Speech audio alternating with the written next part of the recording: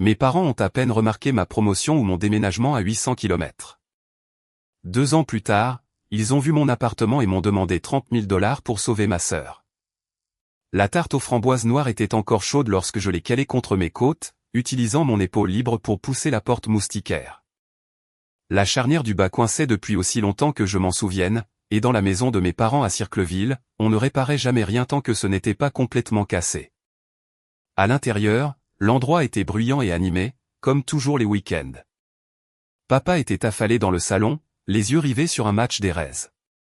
Maman se déplaçait avec des mouvements rapides et efficaces autour de l'îlot de la cuisine, gardant un œil sur Tita, 6 ans, tout en tendant une brique de jus de fruits à sable, 8 ans. À la table de la salle à manger, Darcy se tenait sous la lueur blanche d'un anneau lumineux, son téléphone fixé sur un trépied, brandissant un chemisier fleuri tout en parlant à toute vitesse à son public lors d'une vente en direct pour sa boutique en ligne. J'ai posé la tarte sur le plan de travail. J'ai eu la promotion, ai-je dit en tendant le bras vers le placard pour attraper une pile d'assiettes à dessert. Spécialiste clinique principal. J'avais accepté l'offre ce matin-là. Ce poste impliquait de prendre la direction du territoire du Triangle, basé à Raleigh. Il s'accompagnait d'une augmentation de 15% et d'une prime forfaitaire de réinstallation. Ma date de transfert était dans 3 semaines. Maman a essuyé le plan de travail autour du plat à tarte sans ralentir son rythme. C'est merveilleux, ma chérie. Papa n'a pas quitté des yeux un lancer à 3 balles et 2 prises. L'atmosphère de la pièce n'a pas changé d'un pouce. Je suis resté là, les assiettes à la main, attendant que quelqu'un pose une autre question. Personne ne l'a fait. 10 minutes plus tard, maman a appelé tout le monde à table. Papa a attendu la fin du lancer, a coupé le son de la télévision et a quitté le salon. Darcy était toujours au bout de la table de la salle à manger, terminant son direct pendant que le reste d'entre nous commencions à remplir nos assiettes. J'ai tenté ma chance une nouvelle fois. Je déménage en Caroline du Nord le 18, ai-je dit. Papa a levé les yeux de son assiette. En Caroline du Nord ? Avant que je ne puisse répondre, les yeux de Darcy se sont tournés à nouveau vers l'écran de son téléphone.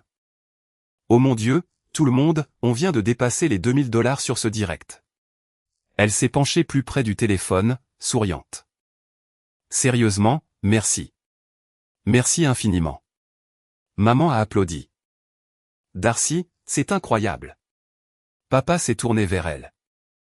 Darcy s'est lancée dans une explication enthousiaste, mi pour nous, mi pour les spectateurs encore en ligne, détaillant quelles pièces estivales partaient le plus vite. 1 minute plus tard, elle a remercié son public, a mis fin au direct et a enfin pris place. Je ne me suis pas battu pour attirer l'attention. J'ai pris ma fourchette. Quand Sable a eu du mal avec son poulet, j'ai tendu le bras à travers la table et je l'ai coupé en morceaux. Quand Eda a fait tomber sa fourchette, j'en ai récupéré une propre dans le tiroir. J'ai essuyé une tache de lait renversée sur le linoléum avec une feuille d'essuie-tout. Personne ne m'avait confié ces tâches. Je les remarquais simplement la première et je les faisais. Dans notre famille, l'attention allait généralement à celui qui en avait le plus besoin. Darcy, de 4 ans mon aîné, avait un charisme chaotique qui créait constamment des urgences, expédiait des commandes, trouvait une garde d'enfants, demandait des services de dernière minute. Elle élevait les filles pratiquement seule depuis son divorce. Leur père travaillait à l'étranger et revenait rarement dans l'Ohio, bien que ses pensions alimentaires arrivent régulièrement. Il n'avait rien à voir avec la boutique de Darcy. Maman se concentrait toujours sur la personne qui semblait avoir le plus besoin d'aide. Papa détestait les conflits et attendait généralement que les choses se tassent. Je payais mes factures, je vivais seul dans un appartement au sud de Columbus et je disais généralement oui avant même de vérifier mon emploi du temps. Parce que j'avais habituellement les choses sous contrôle, tout le monde supposait que je pouvais assumer une tâche de plus. Après le déjeuner, maman a coupé la tarte aux framboises noires. Sable et Dita ont attaqué leur part pendant que papa retournait au salon pour la manche suivante. Je lui ai apporté une tasse de café et l'ai posée sur la table d'appoint près de son fauteuil.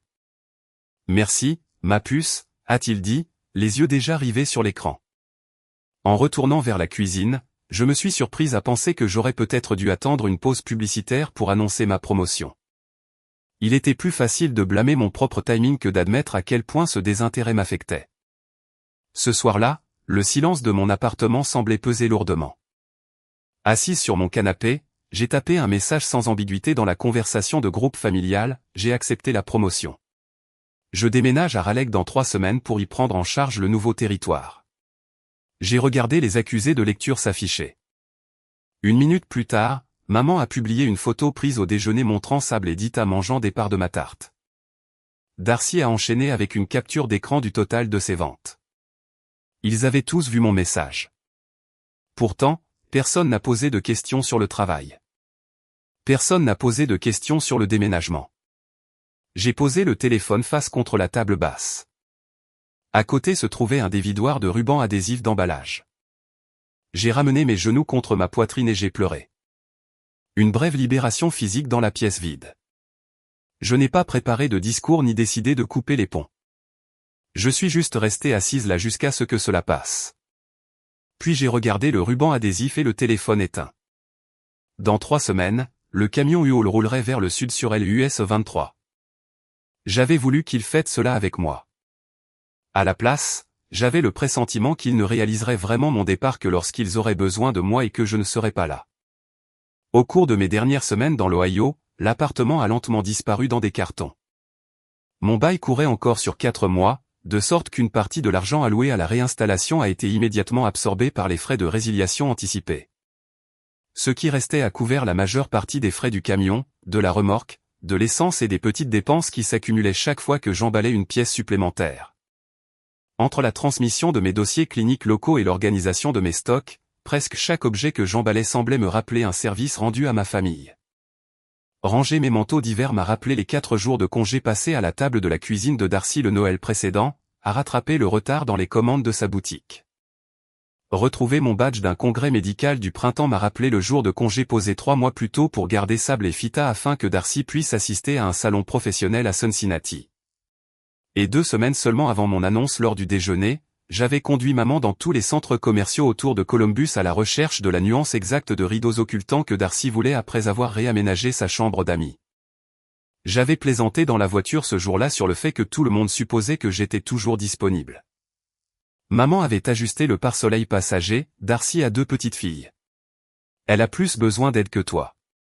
J'avais hoché la tête. J'avais laissé passer cela comme un service familial ordinaire de plus, au lieu de me demander pourquoi cela retombait toujours sur moi. 3 semaines après ce déjeuner, mon appartement n'était plus qu'écho et marque dans la moquette. J'ai chargé le dernier bac en plastique lourd à l'arrière du camion U-Haul de 15 pieds que j'avais loué pour le déménagement. Je n'avais pas posé d'ultimatum dans la conversation de groupe. Je n'avais pas demandé de dîner d'adieu ni appelé pour leur rappeler la date une 4e fois. Une part discrète et têtue de moi espérait encore que quelqu'un s'en souviendrait de lui-même, tandis qu'une autre comprenait que garder le silence m'évitait l'humiliation de demander une fois de plus à être remarqué. Je voulais trouver ma place sans créer de friction. J'ai tiré la porte métallique du U-Haul et enclenché le loquet. Ma voiture était installée sur un plateau de remorquage derrière le camion, ses roues avant fixées sous les sangles. L'employé de l'agence de location m'avait expliqué le fonctionnement de l'attelage et des sangles lors de la prise en charge. Avant de partir, j'ai fait le tour de l'ensemble une dernière fois et vérifié chaque point comme il me l'avait montré. L'ensemble paraissait immense. J'avais déjà planifié mon premier arrêt essence dans une station-service où je pourrais traverser directement sans avoir à faire de marche arrière avec la remorque. Je suis monté dans la cabine. Je tournais la clé de contact lorsque mon téléphone a vibré dans le porte-gobelet. Un SMS de maman a illuminé l'écran, « Peux-tu venir à la maison ce week-end » Darcy a un gros direct samedi et a besoin de quelqu'un pour garder les enfants. J'ai fixé le message. Dans l'esprit de maman, j'étais apparemment toujours la personne qu'elle pouvait appeler dès que Darcy avait besoin d'aide. Mes doigts ont tressailli sous l'effet du vieux réflexe. J'ai machinalement commencé à rédiger des excuses dans ma tête, je suis vraiment désolé. Je peux peut-être lui trouver une babysitter. Je me suis arrêté et j'ai tapé, je ne peux pas. Je déménage en Caroline du Nord aujourd'hui. Le U-Haul était enclenché et quittait la résidence avant même que l'écran ne s'éteigne. Il a fallu 3 heures de route avant que le téléphone ne sonne à nouveau. Sur une aire de repos dans le Kentucky, debout à côté du camion, j'ai lu le message à 2 reprises, « Tu veux dire que tu pars vraiment aujourd'hui ?» Maman avait entendu dire que je déménageais. Elle savait même que la date approchait. Mais tant que mon absence n'interférait pas avec un besoin de Darcy, cela ne s'était manifestement pas imprimé dans son esprit. J'ai glissé le téléphone dans ma poche. Je n'ai pas répondu.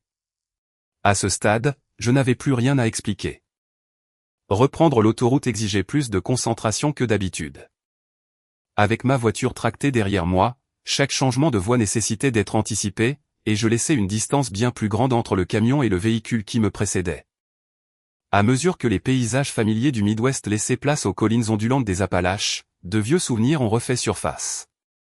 Je me suis souvenu de mon 8e anniversaire, quand maman avait déplacé la fête dans la cuisine parce que Darcy, alors âgé de 12 ans, et 3 camarades de classe avaient réquisitionné le salon pour répéter un exposé scolaire prévu pour le lundi. Je me suis souvenu de la chaise pliante vide dans l'amphithéâtre lors de ma remise de diplôme de fin d'études secondaires, papa arrivant en retard en catastrophe parce que Darcy avait eu besoin qu'on la raccompagne après un entretien d'embauche désastreux. Je me suis souvenu du dîner au restaurant pour ma première promotion clinique, assise tranquillement dans le box pendant que papa regardait le match des Rays au-dessus du bar et que maman aidait Darcy à comparer des annonces d'appartements sur son téléphone. Au moment où nos places sont arrivées, plus personne ne parlait de ma promotion. Il n'y avait jamais eu un seul acte impardonnable, seulement une répétition. Mes étapes marquantes étaient reportées, écourtées ou discrètement mises de côté dès que Darcy créait une situation plus urgente. Les pneus chantaient sur l'asphalte. L'Ohio était à des heures derrière moi. Mon nouveau poste à Raleigh allait commencer, que ma famille se soit faite à l'idée ou non. Au début, j'ai géré la situation en restant à distance. Je suis arrivé à Raleigh épuisé et j'ai mangé un sandwich au porc effiloché avec des beignets de maïs provenant d'un restaurant à emporter du coin, assis sur un carton de déménagement fermé de ruban adhésif. Le lendemain matin, j'ai fini de décharger le camion.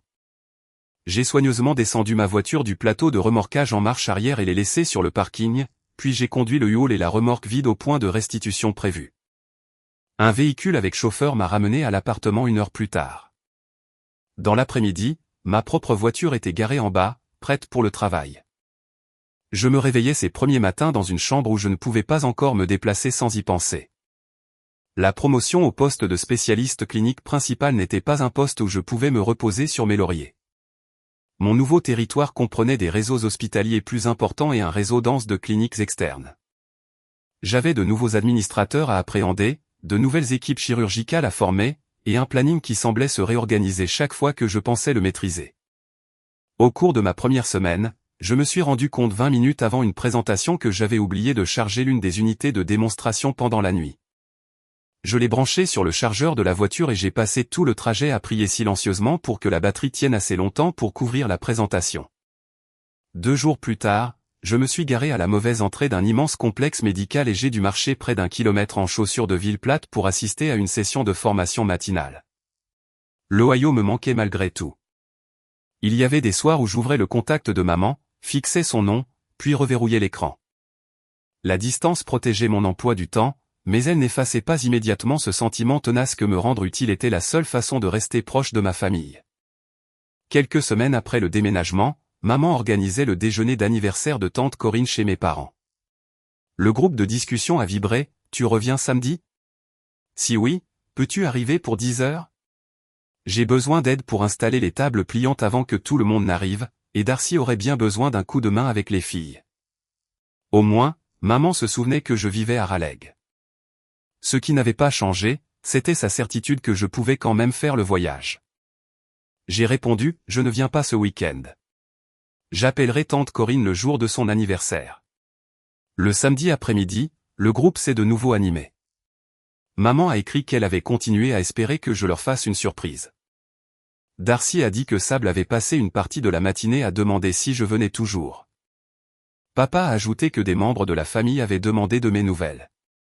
Il savait que je vivais à 800 km de là, mais il traitait toujours le fait de rester à Raleigh comme un choix dirigé contre eux. Maman a appelé le dimanche soir. J'étais assise sur mon canapé pendant qu'elle décrivait à quel point la fête avait été difficile sans moi. Elle avait passé l'après-midi à faire des allers-retours entre la nourriture et les filles. Plusieurs plateaux d'amuse-gueule étaient restés dans la cuisine plus longtemps qu'elle ne l'aurait souhaité. Papa avait dû interrompre une conversation dans l'allée pour déplier des tables, porter des chaises et ramasser des jouets de jardin en plastique sur l'allée piétonne. Sable n'a pas arrêté de demander quand tante Linéa arriverait, a dit maman. La culpabilité m'a frappé immédiatement. J'aimais Sable. J'aimais Teda. Elle n'était en rien responsable de tout cela. Mais tandis que maman continuait de parler, une autre réalité est devenue incontournable, la fête avait eu lieu. Papa avait porté les chaises. Maman avait géré la nourriture. Tout le monde avait survécu. Maman, ai-je dit. Je t'avais dit que je ne venais pas, je sais. Je pensais juste que tu ferais le trajet pour la famille. D'une certaine manière, cela me blessait davantage que si elle avait simplement oublié. Elle savait où j'habitais, elle n'avait simplement pas ajusté sa vision de ce que j'étais censé faire. Avant que je ne décide d'argumenter, elle a changé de sujet et a commencé à me parler de la boutique de Darcy. Les ventes en ligne étaient suffisamment fortes pour que Darcy commence à prospecter des locaux commerciaux dans le centre-ville de Circleville. J'ai écouté une minute, puis je l'ai interrompu, je dois te laisser, maman. J'ai raccroché. Ensuite, je suis resté assise là, le téléphone à la main, réalisant que je venais de mettre fin à une conversation familiale sans m'être assuré au préalable que personne n'était fâché contre moi. À la mi-octobre, le festival annuel de la citrouille battait son plein dans le centre-ville de Circleville. Pour ma famille, c'était pratiquement une saison à part entière, la nourriture, le stationnement, la foule, les trajets pour récupérer les uns et les autres, les petits-enfants, et toujours quelqu'un qui avait besoin d'un service. Maman m'a envoyé un SMS pour me demander si je rentrais pour l'occasion. J'ai répondu que je resterais à Raleigh. Mon estomac s'est noué pendant que j'attendais. 10 minutes plus tard, elle a envoyé un simple emoji de visage déçu, rien d'autre. Pas d'appel. Pas de dispute. Pas de tentative de pression par l'intermédiaire de Darcy. J'ai regardé ce petit visage sur l'écran. C'était la première fois que je disais non, que je la décevais, et que je constatais que rien de terrible ne se produisait après. Ma famille s'habituait à se passer de mon aide. Ils ne savaient toujours presque rien de ma vie à Raleigh. Parfois, je me demandais ce qui se passerait lorsqu'ils viendraient enfin la découvrir. 2 ans après avoir quitté l'Ohio au volant du U-Haul, j'ai fêté mes 30 ans. Je n'étais toujours pas retourné à Circleville. Le premier Noël, le travail m'avait retenu en Caroline du Nord pour une partie de la semaine de vacances, et j'avais saisi cette excuse avec plus d'empressement que je ne voulais l'admettre. La deuxième année, j'avais passé Noël à Raleigh avec des amis. Après cela, rester éloigné a cessé de ressembler à une décision temporaire pour devenir la norme. Mes contacts avec la famille s'étaient espacés sans se rompre totalement. Le groupe de discussion transmettait toujours les anniversaires, les vœux pour les fêtes et les photos d'école de Sable et Teda. Grâce à cela, j'ai vu Darcy ouvrir la boutique physique qu'elle avait planifiée. La famille a célébré l'événement avec des photos de portants de vêtements sous des lumières blanches éclatantes, des ballons métallisés près de la caisse et une enseigne en bois fraîchement peinte au-dessus de l'entrée. J'ai tapé « Félicitations. C'est magnifique ». Darcy a répondu avec un cœur rouge. Pendant ce temps, Raleigh m'était devenue familière. J'avais appris quel parking d'hôpitaux éviter aux heures de pointe en semaine, quels coordinateurs de clinique préféraient les emails, et quelles équipes chirurgicales exigeaient chaque détail technique avant de me laisser toucher une console d'entraînement. J'ai formé de nouveaux employés, géré des déploiements régionaux complexes et fini par obtenir une nouvelle promotion, directrice clinique régionale. Cette fois, je n'ai pas appelé dans l'Ohio pour annoncer la nouvelle. J'ai fêté cela un jeudi soir lors d'un dîner avec 2 collègues qui comprenaient exactement la portée de ce titre. J'ai également acheté un logement. C'était un modeste appartement de 2 chambres à North Hills, un quartier cher de Raleigh, mais cet appartement plus ancien correspondait à mon budget et me plaçait près de l'IL 440. J'ai peint le salon en vert sauge et acheté un canapé gris confortable. Ensuite, j'ai adopté Arlan, un caniche royal doté d'une capacité troublante à remarquer quand j'étais contrarié avant même que je ne le réalise moi-même. Quand le travail m'obligeait à m'absenter pour la nuit, il restait chez un gardien de chien fiable situé à quelques bâtiments de là. C'est aussi grâce à Arlan que j'ai rencontré Coulter. Son beagle, Rowan, a emmêlé sa laisse avec celle d'Arlan au parc à chiens du quartier. Les chiens ont répété la manœuvre assez souvent pour que Coulter et moi finissions par cesser de prétendre que nos conversations étaient le fruit du hasard. Il travaillait dans une start-up d'appareils de rééducation et avait un tempérament calme et posé qui, au départ, m'avait rendu méfiante simplement parce que je n'y étais pas habitué. Un soir, nous mangions du saumon grillé à l'îlot de ma cuisine quand mon téléphone s'est mis à vibrer sur le plan de travail. Le groupe familial. Coulter l'a désigné avec sa fourchette, « Tu as besoin de regarder ».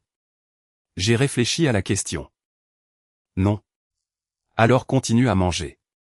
C'est ce que j'ai fait. J'ai terminé mon dîner sans toucher au téléphone une seule fois. Pour la première fois, être indisponible pour ma famille pendant 1 heure ne ressemblait pas à une faute dont je devais m'excuser. Au début de l'automne, ma cousine Jovi, 22 ans, qui roulait vers le nord en direction des Carolines pour un voyage sur la route, m'a demandé si elle pouvait s'arrêter à Raleigh. Elle est restée 2 nuits.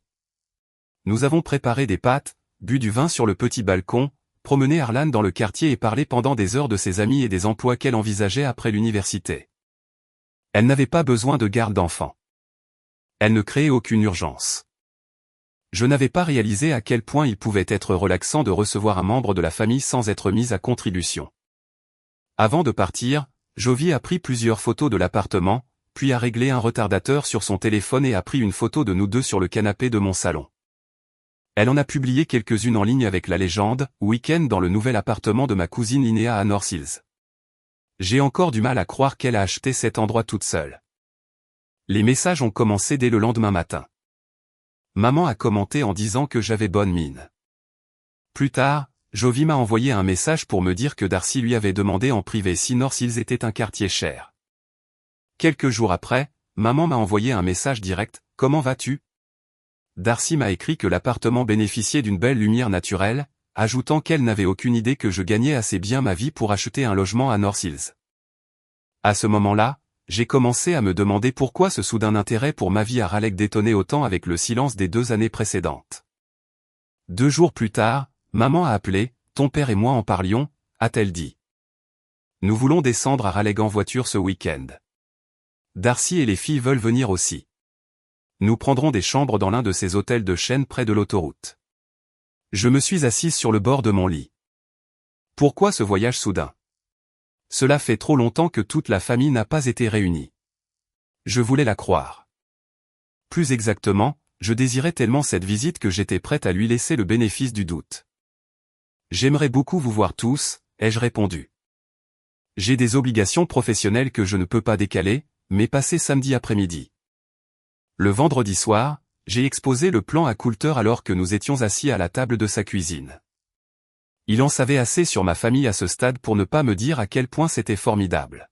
« Comment tu le sens » a-t-il demandé.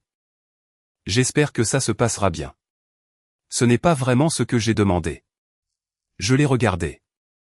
Je suis nerveuse. Il a hoché la tête. Arlan était allongé sous la table, le menton posé sur une patte. Rowan dormait tout près. Coulter a baissé les yeux vers eux. « Tu veux que je garde Arlan demain ? Je ne sais pas 5 personnes de plus dans l'appartement, 2 enfants. Il passera peut-être un meilleur après-midi ici avec Rowan. » J'ai regardé Arlan. Il n'avait jamais aimé les pièces bondées. Sans doute. Coulter a attendu, « Tu veux que je sois là ? » Non. Je pense que je dois gérer ça moi-même. D'accord. Il n'a contesté aucune de mes réponses. Le samedi matin s'est levé sous un ciel couvert et humide. J'ai déposé Arlan chez Coulter en fin de matinée avec sa nourriture, sa laisse et son jouet en corde préféré. Rowan est apparu à la porte avant même que Coulter ne l'ait complètement ouverte, remuant la queue assez fort pour heurter le mur. On dirait que quelqu'un était attendu, a dit Coulter. Arlan s'est faufilé devant lui et est immédiatement parti chercher Rowan. J'ai tendu le sac de nourriture à Coulter, il a déjà mangé. Tu n'en auras probablement pas besoin avant ce soir. Coulter l'a pris, puis m'a regardé, ça va. Repose-moi la question dans 6 heures. Il a esquissé un léger sourire, c'est juste. J'ai attrapé la poignée de la porte, puis je me suis arrêté, merci de faire ça. Ce n'est pas vraiment une corvée. Il a jeté un coup d'œil vers le salon où les 2 chiens se disputaient déjà un jouet. Va t'occuper de ta famille. J'ai fait la moue, mauvais choix de mots. Bonne chance, alors. C'est mieux. Il s'est approché et m'a embrassé brièvement, d'un geste familier. Appelle-moi si tu as besoin de quoi que ce soit, a-t-il dit. Je le ferai. Je savais qu'il y avait de fortes chances que je ne le fasse pas. Puis je suis rentré chez moi. Le vieux réflexe de vouloir rendre tout parfait est revenu presque aussitôt. J'ai essuyé les plans de travail de la cuisine à 2 reprises. J'ai réaligné des livres qui étaient déjà parfaitement droits. J'ai regonflé des coussins que personne n'avait touchés.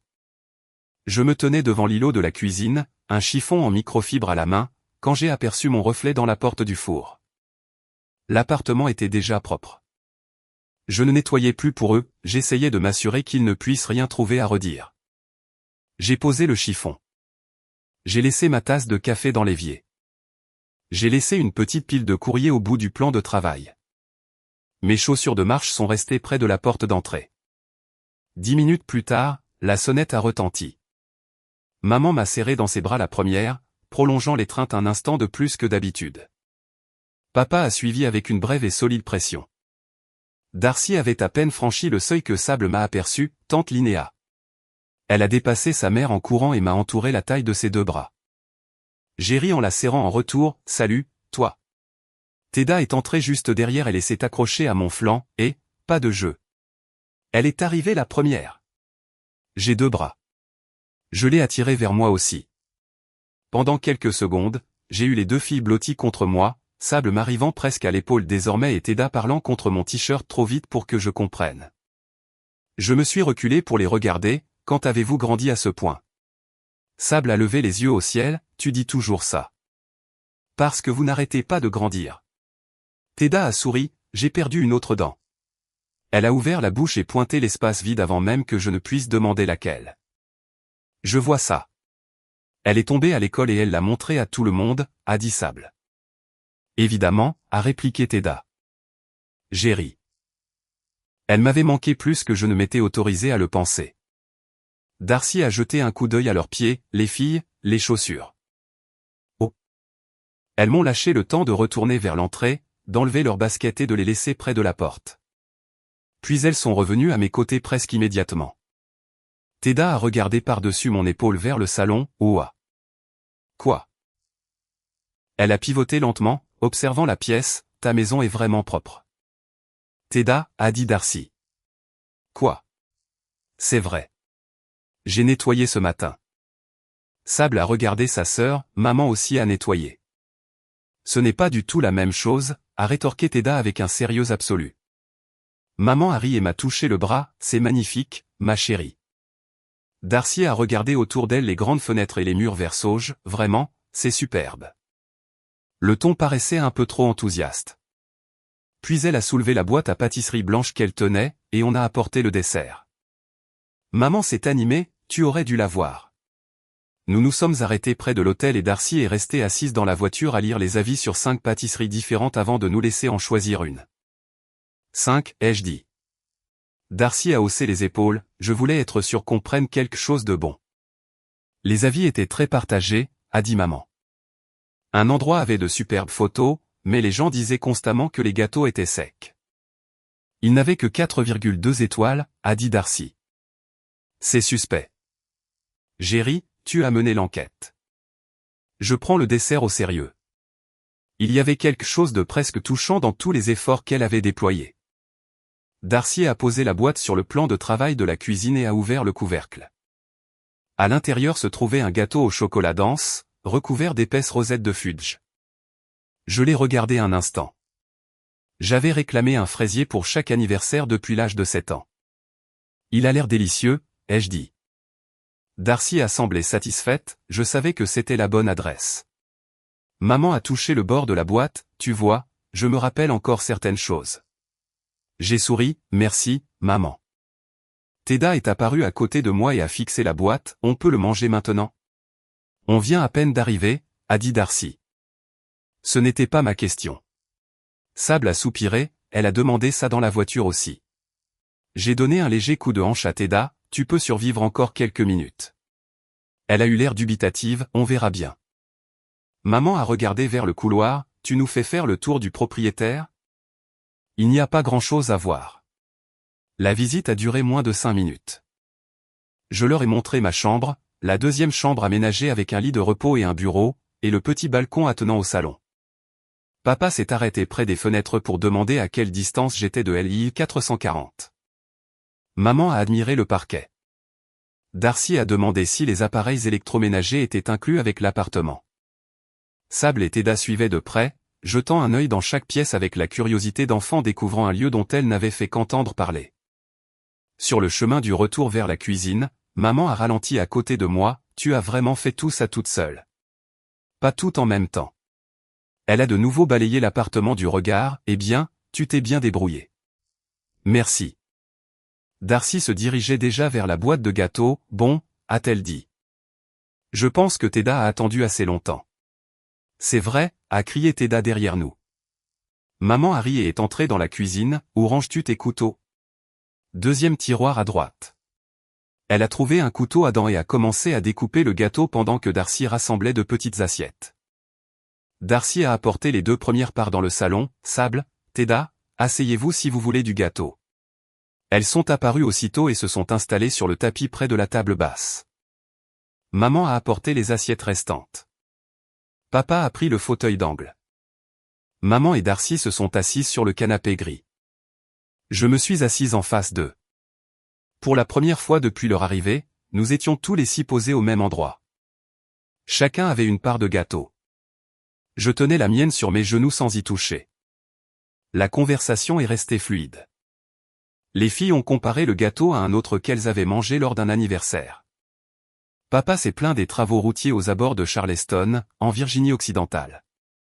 Maman m'a raconté que le pommeau de douche de l'hôtel avait manifestement été conçu par quelqu'un qui détestait les cheveux des femmes. Darcy riait plus que quiconque. Elle m'a demandé où je faisais mes courses, si j'aimais le quartier et si je connaissais les voisins des autres appartements.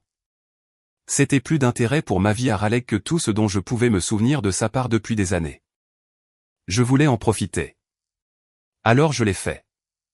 Papa m'a parlé d'un joueur de champ gauche très nerveux dans l'équipe de jeunes qu'il avait aidé cet été, un gamin qui avait manqué 3 balles faciles avant d'en attraper enfin une lors de la dernière manche. Au moment où papa a fini d'imiter la terrible position de gant du garçon, je riais assez fort pour devoir retenir mon assiette en équilibre sur mes genoux. Pendant quelques minutes, cela a ressemblé au genre de moment que j'avais espéré que nous puissions partager. Papa m'a regardé, alors, a-t-il dit, directrice clinique régionale. Il avait cité le titre exact. Combien de personnes gères-tu maintenant? 12. Ses sourcils se sont levés. Répartis sur 3 États, ai-je ajouté. Ça fait beaucoup. Pour une fois, quelqu'un s'intéressait à mon véritable travail. Je lui ai un peu parlé des déplacements, des comptes hospitaliers et des personnes que j'encadrais. Maman a demandé à quelle fréquence je devais prendre l'avion. Darcy a voulu savoir si je me plaisais à Raleigh. Pendant quelques instants, les questions semblaient anodines. Puis maman a regardé autour de l'appartement, j'ai encore du mal à croire que tu aies acheté cet endroit sans jamais nous en parler. Le sujet n'est simplement jamais venu. Darcy a jeté un coup d'œil vers les fenêtres, Jovi a dit que North Hills est un quartier cher. Ça peut l'être. Le crédit est élevé? Il rentre dans mon budget. Maman a penché la tête, combien rapporte un poste régional comme le tien? Je l'ai regardé, suffisamment. Darcy a souri, comme si la question était tout à fait innocente, tu as de ces énormes charges de copropriété. C'est gérable. Combien as-tu dû apporter au départ? A demandé maman. Les questions s'enchaînaient trop vite désormais. J'ai posé l'assiette intacte sur la table basse, l'appartement me convient. C'est à peu près tout ce que je souhaite détailler. Un court silence s'est installé. Darcy a regardé maman. Puis elle s'est tournée vers les filles, Sable, Teda, pourquoi n'iriez-vous pas avec vos affaires dans la 2e chambre un petit moment? Sable a levé les yeux, pourquoi? Parce que les adultes ont besoin de parler. Cette réponse a attisé sa curiosité. Elle m'a regardé, on peut? Bien sûr. Darcy a fouillé dans son grand sac et a tendu à Teda un livre de coloriage et une trousse de crayons. Sable a pris un petit cahier d'activité et sa tablette. La 2e chambre, a demandé Sable. Au bout du couloir, ai-je dit. Celle que tu as vue tout à l'heure. Les filles ont rassemblé leurs affaires et ont disparu dans le couloir. Un instant plus tard, j'ai entendu la porte de la 2e chambre se refermer presque entièrement. Darcy a attendu qu'elle soit hors de portée de voix. Maman s'est penchée en avant et a posé son assiette devant elle, Darcy a quelques ennuis, a-t-elle dit. J'ai regardé ma sœur. L'après-midi détendu venait de prendre fin. Darcy s'est raclé la gorge. L'assurance éclatante dont elle faisait preuve lors de ses vidéos en direct avait disparu, la boutique ne fonctionne pas, a-t-elle avoué. Le magasin physique était ouvert depuis 8 mois. Sa boutique en ligne avait continué à tourner pendant tout ce temps et générait toujours des commandes. Le problème était que la clientèle de passage n'avait jamais atteint le niveau espéré, alors que le magasin physique ajoutait le loyer, les charges, les assurances, les salaires de 2 employés à temps partiel et un stock bien plus important que ce que l'activité en ligne n'avait jamais exigé. Elle avait déjà décidé de fermer l'emplacement physique. « Je peux fermer les portes », a-t-elle dit. Ce n'est pas le problème. Le problème, c'est de résilier le bail. Elle s'était portée garante personnellement. Le propriétaire était prêt à négocier une résiliation anticipée, mais pas gratuitement. Darcy devait encore couvrir les derniers salaires et charges sociales, les factures des fournisseurs, les loyers restants et les stocks qui devaient être liquidés ou réintégrés dans les ventes en ligne. Selon les estimations de Darcy, elle faisait face à environ 39 000 $ d'obligations restantes, bien que le montant final pour le bail ne soit pas encore arrêté. Maman et papa avaient déjà injecté une partie de leurs économies lors de l'ouverture du magasin. 3 mois plus tôt, ils l'avaient encore aidé lorsqu'un mois creux l'avait empêché de payer les salaires. Ils en avaient fini de puiser dans leur retraite pour cela. Darcy a regardé ses mains, « Je peux couvrir peut-être 9 000 $ entre la trésorerie restante de l'entreprise, la vente de liquidation et ce que je tirerai des présentoirs et du mobilier. » Elle a levé les yeux, « Il me manque encore environ 30 000 $. Personne n'a parlé. J'ai besoin d'un prêt, Linéa. 30 000 $. Ma première pensée n'a pas été de savoir si j'avais cette somme. Elle a porté sur ce que le fait de dire non allait provoquer dans la pièce. Darcy s'est penchée en avant, une fois libérée des charges du magasin physique, la partie en ligne pourra de nouveau faire vivre l'entreprise. Je pourrai te rembourser mensuellement grâce à cela. Maman a posé une main sur le genou de Darcy, tu es la personne la plus stable financièrement dans cette famille, a-t-elle dit. Papa s'est frotté la nuque, ta mère et moi sommes allés aussi loin que nous le pouvions raisonnablement. Je ne voulais pas te demander à toi, a dit Darcy. La demande m'a pesé lourdement sur la poitrine. J'avais passé des années à espérer être reconnu pour autre chose que ma fiabilité. Et voilà qu'ils avaient parcouru 800 km pour me dire que ma fiabilité était précisément la raison pour laquelle ils avaient besoin de moi. J'ai immédiatement eu envie de régler le problème. Alors j'ai commencé à poser des questions, as-tu reçu la proposition de rachat du propriétaire par écrit? Pas encore, nous sommes toujours en train de négocier. Les fournisseurs t'accordent-ils des délais de paiement? La plupart ont accepté un délai de 90 jours. Que vends-tu du magasin? Les portants, les tables de présentation, les miroirs, les mannequins, tout ce dont je n'ai pas besoin pour les commandes en ligne. Et le stock? Je brade les pièces qui doivent partir et je ramène le reste à la maison. Je peux réexpédier depuis le garage. Ces réponses montraient qu'elle avait travaillé sur le problème. Mais au beau milieu de mes questions, j'ai réalisé que j'étais en train de transformer la fermeture de son magasin en un projet personnel de plus. Je me suis arrêté, j'ai besoin de réfléchir. Darcy s'est raidie. Maman a dit, tu n'es pas obligé de décider à la seconde. Nous sommes à l'hôtel tout le week-end. Je me suis levé et j'ai descendu le couloir. Derrière la porte entr'ouverte de la deuxième chambre, j'entendais Sable et Teda discuter doucement. J'ai continué jusqu'à ma chambre et j'ai fermé la porte. Pendant plusieurs secondes, je suis resté debout, les mains encore sur la poignée. Puis le marchandage intérieur a commencé, donne-lui simplement 15 000. Le chiffre m'est venu si facilement qu'il m'a effrayé. La moitié du prêt. Peut-être la moitié de la dispute. Peut-être assez pour que tout le monde respire à nouveau. Je me suis assise sur le bord du lit. Mes mains tremblaient. Du salon est parvenu le léger grincement d'une chaise. Plus loin dans le couloir, Teda a ri à une remarque de Sable. J'ai appuyé mes 2 paumes sur mes genoux et j'ai attendu.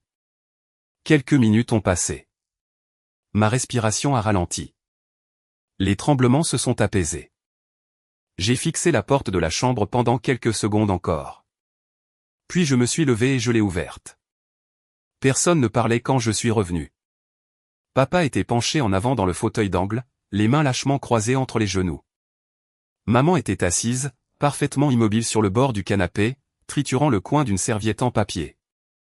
Darcy était assise, rigide à côté d'elle, et a levé les yeux quand je suis apparu au coin du couloir. J'ai traversé le tapis et me suis assise sur le fauteuil en face d'eux. J'ai regardé ma sœur, j'y ai réfléchi, ai-je dit. Je ne vais pas te prêter cet argent. Pendant une seconde, Darcy s'est contentée de me fixer. Rien du tout, a-t-elle demandé, la voix mince et acérée. Non. Un temps s'est écoulé. Son visage a rougi. Pourquoi? J'ai gardé un ton aussi calme que possible. Je ne veux pas que mon argent soit impliqué dans l'entreprise. Et je ne veux pas te prêter 30 000 $. Linéa, c'est un prêt, a lancé Darcy d'une voix qui montait dans les aigus. Je suis ta famille. Je suis assise ici en train de te dire que je suis en train de couler, et toi tu vas simplement rester là et me laisser me débrouiller entièrement seul? Le vieux réflexe est revenu aussitôt. Excuse-toi. Adoucis les choses. Propose une aide plus modeste. Fais disparaître la panique sur son visage. Je ne l'ai pas fait. Tu n'es pas seul, Darcy, ai-je dit. Tu as déjà un plan pour fermer le magasin. Tu négocies le bail. Les fournisseurs coopèrent avec toi. Et l'activité en ligne tourne toujours. J'ai marqué une pause. Tu as un plan pour t'en sortir. Je refuse simplement de le financer. Maman a froissé la serviette en papier dans son poing. Linéa, ton père et moi avons fait énormément pour nos 2 filles au fil des ans. Nous avons toujours répondu présent quand l'une de vous avait besoin de nous. Papa a bougé dans son fauteuil, le cuir craquant sous son poids. Il avait l'air épuisé. Nous ne serions pas là à te demander cela si nous n'étions pas sincèrement inquiets, Linéa. Tu sais très bien que non. Je t'ai aidé à emménager dans ton premier appartement, est intervenu Darcy, la voix durcie par l'indignation. J'ai conduit le camion de location. J'ai porté tes cartons sur 3 étages en plein mois de juillet parce que tu n'avais pas les moyens de payer des déménageurs. J'ai toujours été là pour toi. Elle a balayé le salon d'un large geste de la main, désignant les moulures au plafond, les grandes fenêtres et le confort paisible de l'appartement. Je n'arrive pas à comprendre comment tu peux rester assise ici, vivre aussi confortablement. Et regarder ta sœur assumer près de 40 000 $ de dettes professionnelles sans lever le petit doigt pour l'aider. C'était précisément cela qui rendait la situation si difficile. Aucun d'eux ne mentait. Maman et papa nous avaient aidés. Papa était sincèrement inquiet. Darcy avait bel et bien conduit ce camion dans la chaleur étouffante de juillet et monté mes cartons sur 3 étages. Je sais, ai-je dit doucement en regardant ma sœur. Je sais que tu m'as aidé. Et je sais que vous êtes inquiet. Darcy m'avait aidé. Je n'allais pas prétendre le contraire. Mais je n'allais pas non plus débattre point par point. Ma réponse restait non. Darcy m'a observé pendant quelques secondes, attendant que je fléchisse. Je n'ai pas cédé. Tu es d'une telle froideur, a-t-elle lâché. Ces mots sont sortis plus doucement que tout ce qui avait précédé, et c'est ce qui les a rendus plus douloureux. Pendant un instant, j'ai eu envie d'énumérer tout ce que j'avais fait pour elle, comme si accumuler des preuves pouvait démontrer que j'étais une bonne sœur, les jours de congé sacrifiés, les commandes expédiées, la garde des enfants, les courses. Mais rien de ce que je pourrais dire ne leur ferait accepter ma réponse. Tu as le droit de le penser, ai-je répondu. Personne n'a rien dit. Pourtant, personne ne s'est levé. Nous sommes restés assis là parce qu'aucun de nous ne semblait savoir quoi faire ensuite. Maman a finalement posé ses 2 mains sur ses genoux et s'est penchée. Personne ne voulait que ce voyage tourne à la dispute, a-t-elle dit, la voix légèrement tremblante. Nous avons fait la route jusqu'ici parce que nous voulions te voir, Linéa. Nous voulions voir ta nouvelle maison. Darcy n'a abordé ce sujet que parce qu'elle a réellement besoin d'aide. Mais nous ne sommes pas obligés de nous disputer pour cela. Elle a forcé un petit sourire. Nous pouvons encore profiter du reste de l'après-midi. Elle m'offrait une porte de sortie. J'ai regardé autour du salon. Le mauvais gâteau au chocolat trônait sur le plan de travail de la cuisine. Au bout du couloir, je distinguais à peine Sable et Teda qui parlaient à voix basse dans la 2e chambre. 1 heure plus tôt à peine, papa et moi rions à propos d'un enfant manquant des balles de baseball. En regardant la pièce, j'ai réalisé que je voulais encore qu'il reste. C'était là le plus dur. Je pouvais continuer à parler. Je pouvais promettre de reconsidérer la question. Je pouvais demander des documents à Darcy, transformer le problème en projet et donner à chacun assez d'espoir pour que le reste de l'après-midi redevienne agréable. Mais je ne voulais pas les retenir en prétendant que ma décision pouvait changer. Je me suis levé. Je détestais que cette visite se termine ainsi. Maman a levé les yeux. Linéa. J'ai marché jusqu'à la porte d'entrée. J'ai envie que vous soyez là, ai-je dit. Mais si le reste de la visite doit servir à essayer de me faire changer d'avis, alors nous nous arrêtons là pour aujourd'hui. Darcy m'a dévisagé, tu nous mets à la porte? Je dis que la discussion concernant mon argent est terminée. Ce n'est pas ce que tu viens de dire. Si. J'ai dit que si vous continuez à insister là-dessus, nous en avons terminé pour aujourd'hui. Maman s'est levée du canapé, Linnea, voyons, tu n'es pas obligée d'être d'accord avec moi, maman. J'ai regardé Darcy, mais mon argent, mon temps et ma maison ne peuvent plus continuer à être le plan de secours chaque fois que quelque chose tourne mal. Darcy s'est levé brusquement, est-ce que tu considères toute cette famille comme un fardeau maintenant? Je n'ai pas répondu. Tu déménages à 800 km, tu ne reviens pas à la maison pendant 2 ans, et maintenant, soudainement, chaque fois que quelqu'un te demande quelque chose, c'est vécu comme une agression. Ce n'est pas ce que j'ai dit. C'est exactement ce que tu dis. Non, Darcy. J'ai dit que je ne te donnais pas 30 000 $. C'est un prêt. Et j'ai dit non. Tu répètes ça comme si ça effaçait tout le reste. Quel reste? Le sang m'est monté au visage, je n'ai jamais dit que personne n'avait rien fait pour moi. Tu agis pourtant exactement comme si c'était le cas. Arrête. Elle a scié. Arrête de regarder autour de chez moi comme si cela prouvait que je te dois quelque chose. L'expression de Darcy a changé, je regarde autour de moi parce que j'essaie de comprendre comment 30 000 $ te semble apparemment impossible à sortir alors que cela pourrait m'éviter de sombrer. Je n'ai jamais dit que c'était impossible. La pièce est devenue totalement silencieuse. Darcy m'a fixé, alors qu'est-ce que tu dis? Je dis que je refuse de le faire. Pour la première fois depuis mon retour de la chambre, elle n'a trouvé aucune répartie immédiate.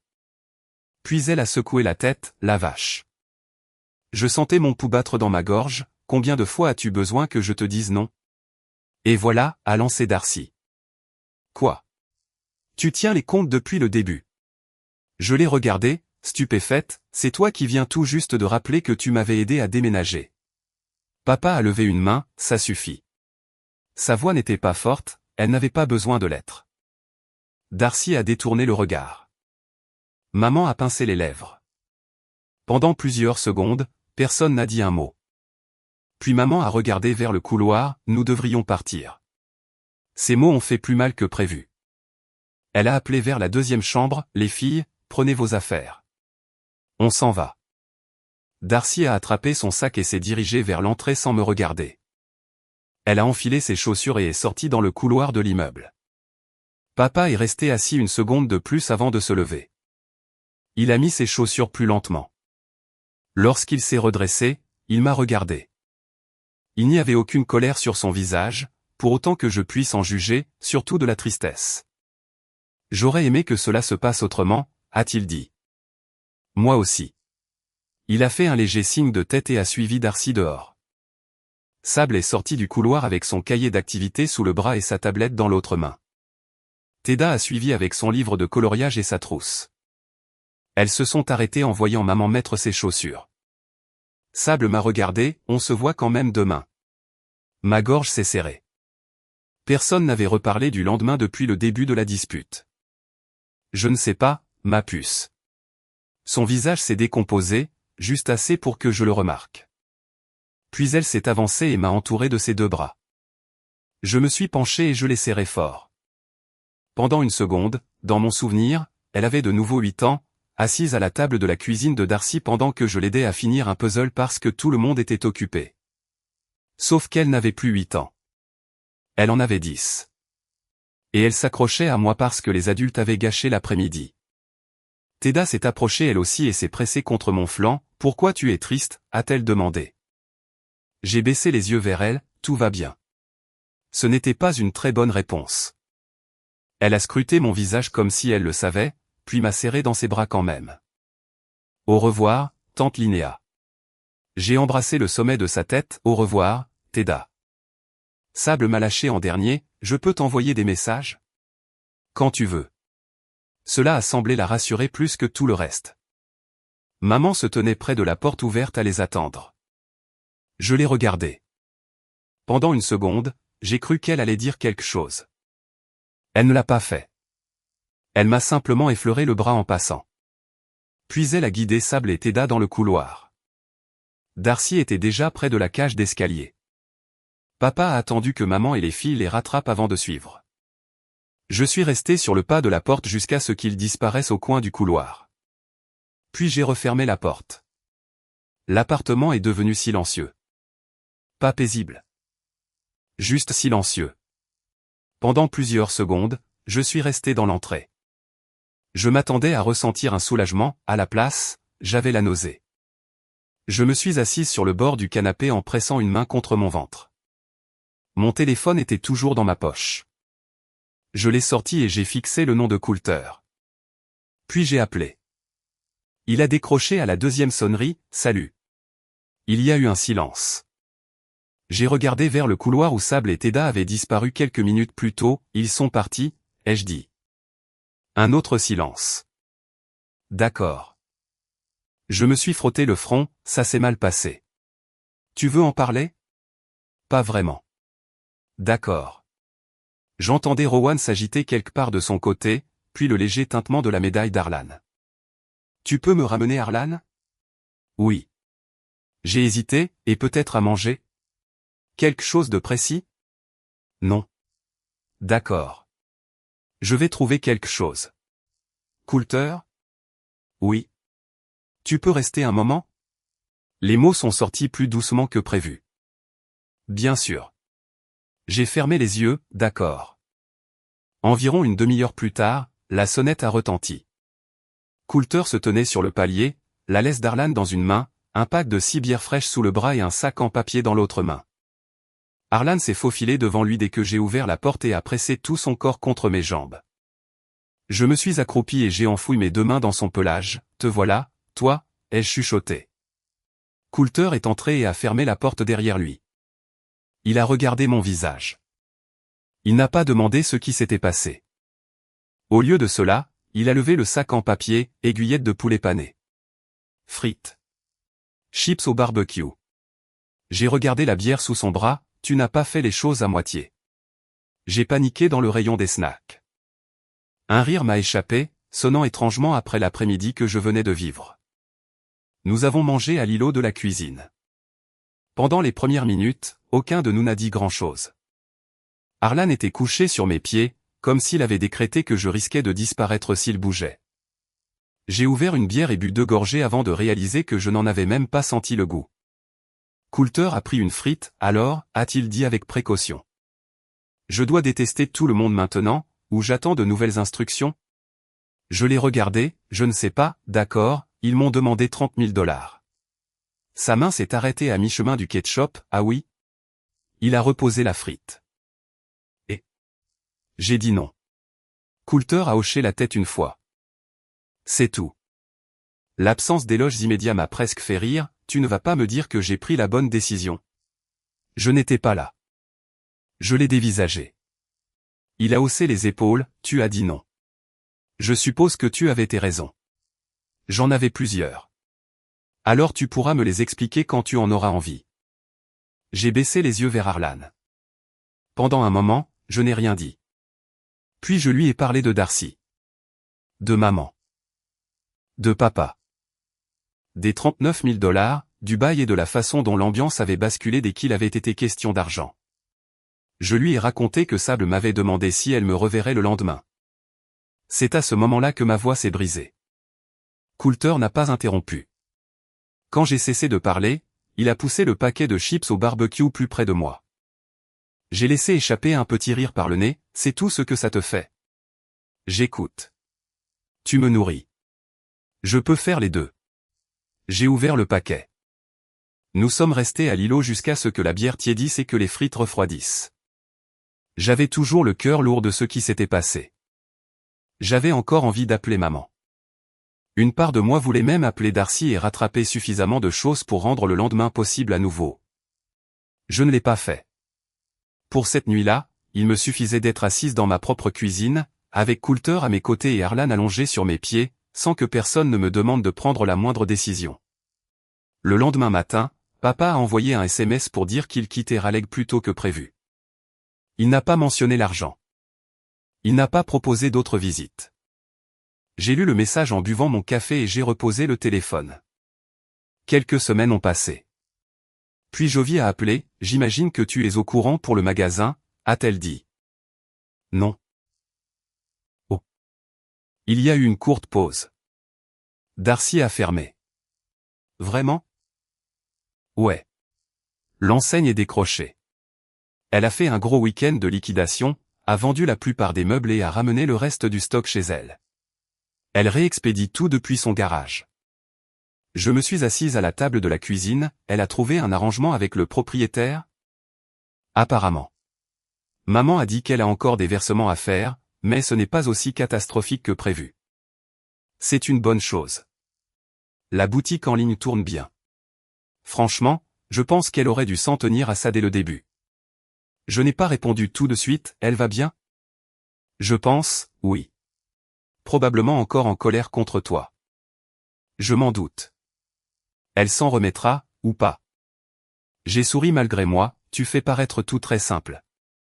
C'est parce que j'ai 22 ans et que je suis irresponsable. Cela m'a fait rire. Après avoir raccroché, je me suis remise au travail. Rien de spectaculaire ne s'est produit. Mon calendrier s'est rempli de sessions de formation, de vols, de réunions hospitalières et d'évaluations de performance. Harlan et moi avons repris nos promenades matinales. Coulter continuait d'être présent. Parfois nous mangions chez moi, parfois j'emmenais Harlan dans son appartement et Rowan passait la soirée à lui voler ses jouets. Les week-ends où aucun de nous n'avait de projet, nous faisions les courses ensemble sans donner d'étiquette particulière à ces moments. Un soir, Coulter a ouvert mon réfrigérateur, a regardé à l'intérieur et a dit, tu possèdes 6 moutardes différentes. Elles ont des usages différents. C'est exactement ce que dirait une personne qui possède 6 moutardes. Je lui ai jeté un torchon dessus. Il me manquait toujours. Il y avait des soirs où je pensais à appeler maman et ne le faisais pas. Il y avait des matins où une photo scolaire de Sable ou Teda apparaissait sur le groupe familial et où je restais à la contempler plus longtemps que prévu. J'ai envoyé aux filles un colis contenant quelques petites choses que j'avais choisies pour elles. Sable m'a envoyé une carte de remerciement couverte d'étoiles violettes. Teda m'a envoyé un dessin la représentant avec Sable et moi sous un immense soleil jaune. J'ai fixé les deux sur le côté de mon réfrigérateur avec un aimant. Environ 6 semaines après leur passage à Raleigh, maman a appelé. La première chose qu'elle a dite a été « Je ne te dérange pas ?» La question m'a surprise, non. Il y a eu un silence, j'ai beaucoup réfléchi à notre venue. J'ai attendu. Quand nous sommes arrivés chez toi, je t'ai à peine interrogé sur ton travail avant de commencer à te parler d'argent. Sa voix semblait fatiguée. Je n'arrêtais pas de me dire que tu allais bien parce que tu as toujours tout géré. Je crois que je m'en suis servi comme d'une excuse pour ne pas faire assez attention à toi. J'ai regardé vers le réfrigérateur. Le dessin de Teda était un peu de travers sous l'aimant. Je ne suis pas encore prête à faire comme si tout était normal, ai-je dit. Je comprends. Nous n'avons pas dit grand-chose de plus après cela. Quand nous avons raccroché, je suis resté un moment à table. Je ne savais toujours pas ce qui allait suivre, mais je ne ressentais aucun besoin de le résoudre ce soir-là. Le lendemain soir, Coulter et moi faisions la vaisselle dans son appartement. Je lui ai raconté que maman avait appelé. Il a rincé une assiette et me l'a tendue, « Qu'est-ce que tu vas faire ?» Je ne sais pas encore. D'accord. Il a fermé le robinet. Quelques secondes plus tard, il m'a regardé, « Pourquoi tu souris ?» J'ai jeté un coup d'œil vers le salon. Harlan et Rowan dormaient chacun à un bout du tapis. Mon téléphone était posé sur la table basse, rien dessus ne nécessitait de réponse avant d'aller me coucher. Pour rien. Coulter a haussé un sourcil, très convaincant. Jerry, donne-moi cette assiette. C'est ce qu'il a fait. Dehors, une voiture est passée dans la rue en contrebas. À l'intérieur, nous avons continué à faire la vaisselle.